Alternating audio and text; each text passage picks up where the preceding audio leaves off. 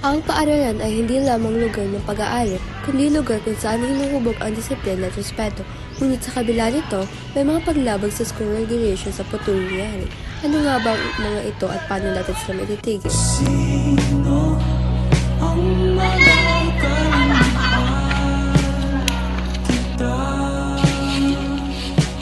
Sino ang maglalagda?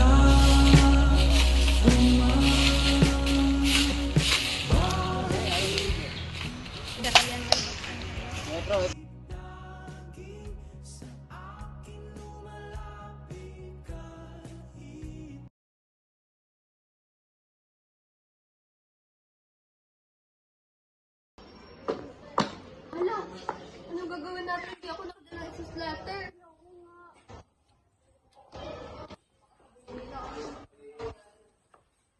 Happy New morning, sir. Sorry we are late. We wake up in. Yes, you may. So, nang wala kayo dito? Di ba incomplete kayo? Opo.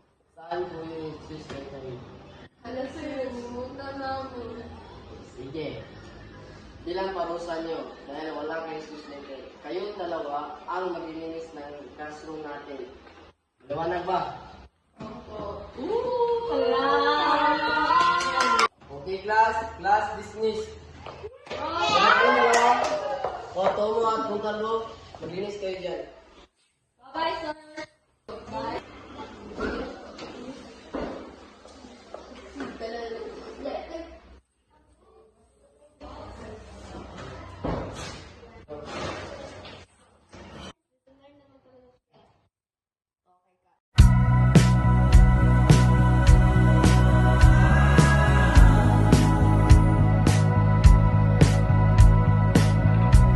Ang bullying ay isang seryosong problema sa paaralan. Maaari itong makasira ng tiwala sa sarili at emosyon ng isang estudyante. Walang lugar ang bullying sa isang ligtas na paaralan.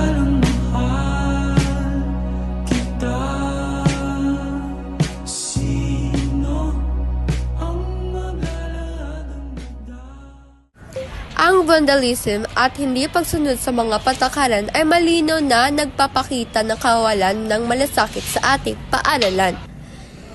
Kapag may nagwawasak ng gamit o lumalabag sa alintuntunin, hindi lang nila sinira ang lugar kundi pati ang tiwala at respeto ng ibang estudyante at guro. Mahalaga na tandaan na ang paaralan ay hindi lang lugar para matuto, kundi isa rin itong pangalawang tahanan natin. Kapag sumusunod tayo sa mga patakaran at iniiwasan ang vandalism, mas magiging maayos at maganda ang kapaligiran para sa lahat. Ipinakita rin ito na may respeto tayo sa ating paaralan at sa ibang tao. Kaya bawat isang sa atin ay may responsibilidad na pangalagaan ang ating paligid dahil sa simpleng pagiging maingat at disiplinado. Nakakatulong tayo sa paggawa ng ligtas at kaaya-ayang lugar para sa lahat. Ngayon naman, tatanungin namin ng ilang estudyante tungkol sa mga patakaran ng paaralan at kung ano ang kanilang gagawin para matigil ang mga hindi magandang pag-ugali sa Interview po. First question mo is, bakit sa tingin mo may mga estudyante palaging nalilate o incomplete? Para sa akin, kasi lagi silang babad sa cellphone gabi-gabi. Kaya matagal silang nakakatulog at matagal din silang magigising sa umaga. Pwede kang i-interview.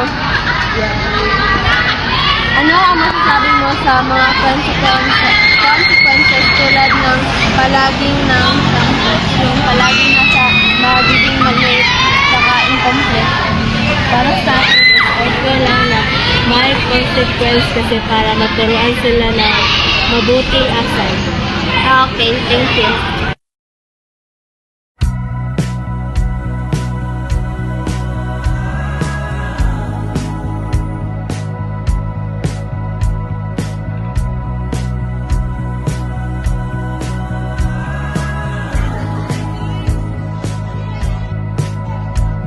Sino ang magkakaroon kita?